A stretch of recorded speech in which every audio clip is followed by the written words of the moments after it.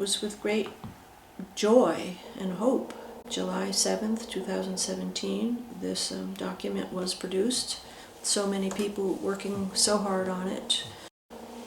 I began with the Plowshares process a little bit of time before the Treaty on the Prohibition of Nuclear Weapons. Dorothy's essay in September of 1945 was a very clear, enraged, and lonely Catholic voice, addressing the fact that we had dropped the bomb on 2 Japanese cities. And Dorothy spoke of breathing in the dust of our vaporized brothers and sisters from Japan. And when I read those words, I realized that Dorothy completely and fully understood the definition of the mystical body and what we had done. What we had done to the Japanese, we had done to ourselves. And I spent my lifetime being aware of this horror of this weapon, the existence of this weapon. Dorothy worked and prayed her entire life for such a treaty as the Treaty on the Prohibition of Nuclear Weapons that in my lifetime I have been able to witness. I'm very, very happy that that treaty went through and the Peace Prize was given, and now the joy of knowing that it was Honduras who was the 50th signatory. Honduras had suffered so much. The Plowshares' history was nearly 40 years old at the time.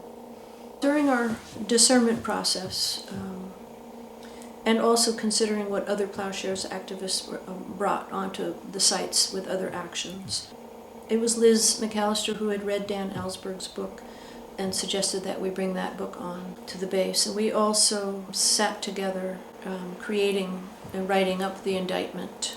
We certainly had all agreed to post that on the administrative building door.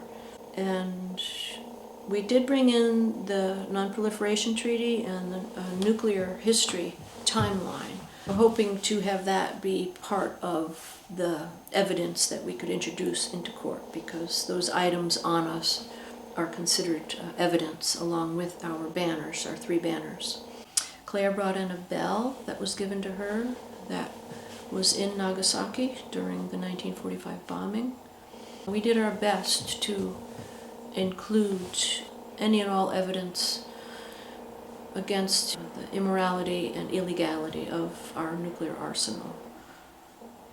The summer of 2017, I had the opportunity to take the ferry out to Staten Island and visit Dorothy's grave. It's always a real treat to be able to get out there. I was very much into the discernment with the Kings Bay Plowshares process, and I went to see Granny to help me to gain the strength that I needed to continue with this effort, knowing that she witnessed our country bombing Hiroshima and Nagasaki. So Dorothy laid the groundwork. She handed me the book Hiroshima by John Hershey when I was a kid, and so she played an integral part in my awareness of the dangers of our nuclear weapons.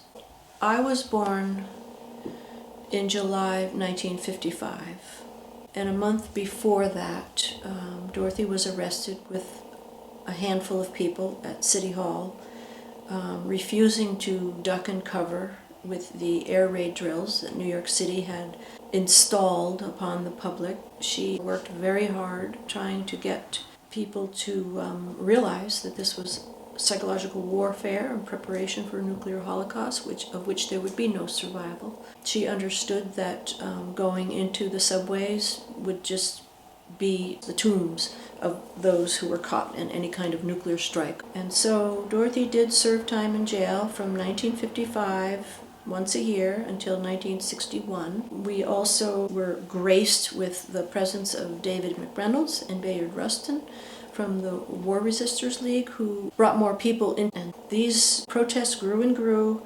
until the city of New York did cancel these air raid drills. Dorothy was in Rome during the Vatican II process under Pope John the 23rd. And she fasted for a number of days and prayed with a group of women, and their purpose in having a presence there in Rome was to make sure that something was included in the documentation regarding nuclear abolition. And the Pope was very clear on his stance, the Church's stance regarding nuclear weapons, that they are to be abolished. Today we have Pope Francis saying, the deterrence is not a viable argument. It has only provided some kind of cover-up to continue in our vein of maintaining and developing and possessing and threatening to use these weapons. And so in Dorothy's day, she was able to do that work and rejoice in the fact that the Church is calling for nuclear abolition. And I'm ever grateful that we have Pope Francis, who is very, very clear to support nuclear abolition once and for all. He addressed it in 2014, and of course, the Vatican was one of the first entities to sign on to the TPNW. We had watched every 5 years at the UN with the non-proliferation treaty reviews, and watching that go nowhere, and watching the officials pulling their dirty tricks with regard to the treaties that were in place. As always, my visits to her gravesite are mixed with happiness and sorrow. I'm always feeling the strength of her presence, and it was just another little step along the way of the journey of going on to Kings Bay Naval Base and doing our best to point out that these weapons, that they exist, that we shouldn't be forgetting about their existence, and that we need to work very hard to eliminate them.